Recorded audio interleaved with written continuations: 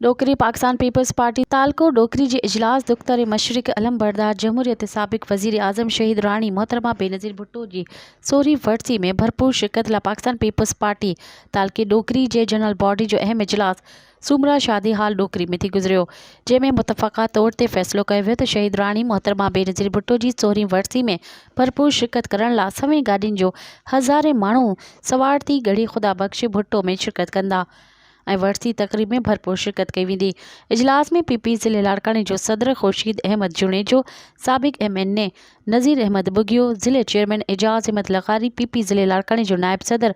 मोहम्मद अली अमर ख़ान बुगियो ऐं Pakistan peoples party तालका डोकरी जा उहदेदार, तालके डोकरी मां लाॻापियल ज़िले जा उहदेदार, ज़िले वर्किंग कमेटी जा उहदेदार, तालका वर्किंग कमेटी, यूनियन काउंसिल जा उहदेदार, सिटी डोकरी जा उहदेदार, यूथ विंग, सपाफारी committee, minority wing, ladies wing, labour bureau जा उहदेदार ऐं साबिक़ उहदेदार, टाउन कमेटी जा चेयरमैन,